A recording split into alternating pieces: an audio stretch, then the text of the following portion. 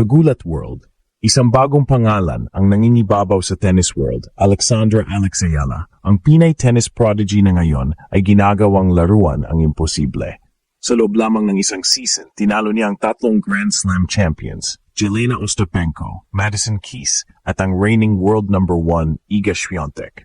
Hindi ito kwentong samba, ito ay kwento ng tapang, disiplina, at purong talento na sumabog sa international stage.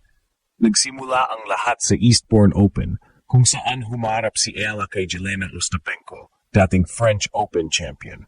Sa laban na puno ng intensity, ipinakita ni Alex ang composure ng isang veterana, habang ang mas karanasang Ostapenko ay hindi nakasabay sa bilis at shot placement ng dalagang Pinay. Nagpatuloy ang momentum sa Miami nang talunin ni Ayala si Madison Keys, isang dating US Open finalist, sa isang laban na puno ng rally, grit, at Pinoy pride. Ngunit ang pinakamatindi sa lahat ay nang harapin niya si Iga Swiatek, ang dominanteng world number 1 at multi-Grand Slam champion. Sa laban na iyon, ginulat ni Alex hindi lang ang crowd kundi pati ang buong tennis world.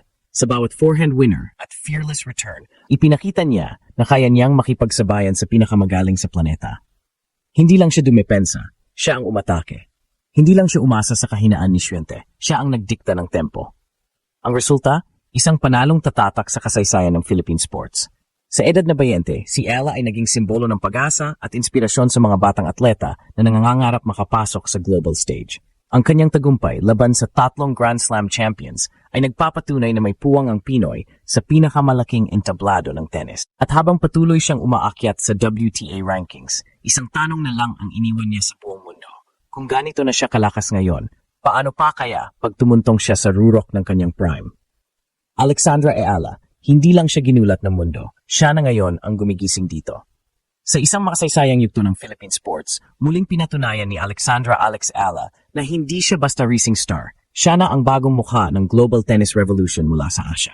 Sa loob lamang ng isang season, nagawa niyang pabagsakin ang 3 Grand Slam champions, Jelena Ostapenko, Madison Keys, at Iga Swiatek. Mga pangalan na dati ay tinitingala lang ng mga fans, ngayon ay kasama na sa listahan ng kanyang mga napabagsak.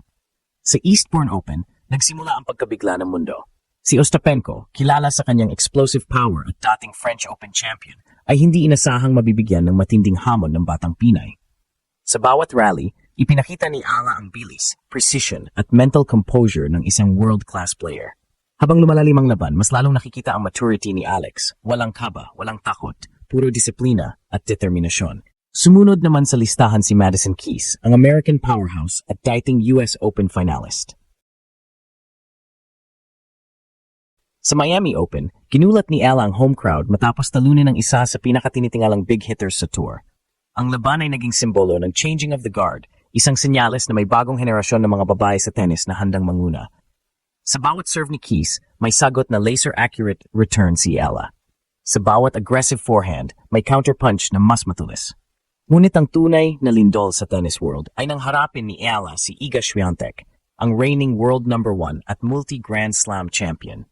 Dito tuluyang nasubok ang lahat ng aspeto ng kanyang laro, stamina, strategy, at mental toughness. At sa gitna ng matinding presyon, nanatili siyang kalmado, ipinakita ang maturity na lampas sa kanyang edad. Sa bawat puntos, unti-unting nakita ng lahat na hindi lang ito kwento ng underdog, ito na ang simula ng isang bagong era ng Pinay dominance sa tennis. Pagkatapos ng panalo laban kay Swiatek, mabilis na kumalat sa social media at mga sports network sa buong mundo ang pangalan ni Alexandra Ayala. Pinag-uusapan ang Filipina phenom na nakapagpabagsak ng 3 Grand Slam champions sa loob lamang ng ilang buwan. Ang mga komentaryo mula sa analysts ay isa ang tono. Hindi na ito fluke. Si Ayala ay may all-around game na pang top 20 at isang mindset na bihirang makita sa mga batang atleta. Sa bawat panalo, lumalakas din ang kumpiyansa ni Alex. Maging ang mga kalaban ay napapansin ang kakaibang calmness niya sa court. Hindi siya nadadala sa emosyon, hindi rin siya natitinag sa momentum swings. Ito ang ugaling nagustuhan ni Rafa Nadal Academy noong una pa siyang pumasok bilang scholar, ang disiplina at humility na sabay na lumalago sa kanyang talento. Ang mga coaches niya ngayon ay sinasabing mas dangerous pa si Ayala kapag underdog dahil doon lumalabas ang kanyang pinakamatinding focus. Ngunit sa likod ng mga panalong ito ay may napakalaking sakripisyo. Halos isang dekada nang malayo si Alex sa Pilipinas, dala ang pangarap ng buong bansa. Habang ang iba ay nag-enjoy sa kabataan, siya ay gumigising ng madaling araw para sa training, fitness drills at mental sessions. Ang bawat stroke niya sa court ay bunga ng taon ng paghihirap, hindi lang talento. Kaya nang tinalo niya si Swiatek, isang player na tinitingala bilang next generation legend, ramdam ng mga Pilipino ang tagumpay. Hindi lang ito panalo ni Alex. Ito ay panalo ng bansang matagal nang naghahangad ng global recognition sa tennis. Sa mga social media posts, makikita ang mga Pinoy fans na may caption na "Proud to be Filipino" habang trending si Alex worldwide. At habang tumataas ang ranking sa WTA, unti-unting nagbabago ang tono ng mga eksperto. Hindi na nila tinatanong kung kailan makapasok si Ila sa elite circle, kundi hanggang saan niya kayang dalhin ang bandila ng Pilipinas. Habang papalapit si Alexandra Ala sa quarterfinals ng WTA 1000 event na ito, mas lalong tumitindi ang excitement ng tennis world at ng buong Pilipinas. Marami ang nagsasabing ito na ang breakout moment na matagal nang hinihintay. Isipin mo, isang 20 anyos mula sa Maynila, nakatapat at natalo ang reigning world number 1 at ngayon ay may pagkakataong pumasok sa semifinals ng isa sa pinakamalalaking torneo sa mundo.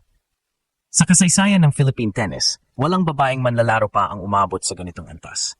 Ngunit kahit napakalaki ng atensyon, nananatiling kalmado si Alex. Sa kanyang post-match interview, simple lang ang sinabi niya, "I just played my game." Walang yabang, walang drama, puro trabaho. Yan ang trademark ni Ala na hinahangaan ng mga international reporters. Hindi siya umaasa sa hype, umaasa siya sa disiplina at consistency. Sa training, binabantayan pa rin niya ang bawat detalye, mula sa footwork drills hanggang sa recovery routine. Ayon sa kanyang team, hindi siya nagpapadala sa spotlight dahil alam niyang mas matindi pa ang laban na darating. Kung titingnan ng stats, kapansin-pansin na mas matatag na ngayon ang kanyang service games at mas agresibo ang returns niya kumpara sa nakaraang season. Ang forehand niya, na dati ay defensive setup lang, ngayon ay nagiging sandata para dominahin ang baseline rallies. Sa simpleng salita, nag-e-evolve na si Ala mula sa promising junior champion tungo sa tunay na WTA powerhouse. At kung magtutuloy-tuloy ito, pwedeng makapasok siya sa top 30 bago matapos ang taon. Isang rango na magbibigay sa kanya ng direct entry sa lahat ng Grand Slam tournaments. Ngayon, abala na ang mga fans at alists sa pagtanong. Maari bang ito na ang simula ng bagong Asian tennis era at si Ala ang magiging mukha nito? Sa mga press conference, kinukumpara na siya sa mga early versions ni Naomi Osaka at Lina, parehong trailblazers na nagbukas ng pinto para sa mga kababayang Asyano sa world tennis stage. Ngunit para kay Alex, simple lang ang goal niya. Maglaro ng mas mahusay kaysa kahapon at pitpitin ang bandera ng Pilipinas sa bawat rally. Sa bawat sigaw ng "Vamos" at bawat panalo sa court, ramdam ng mga Pilipino na unti-unting natutupad ang isang pambansang pangarap na makita ang isang Pinay na tunay na ginugulat ang buong mundo.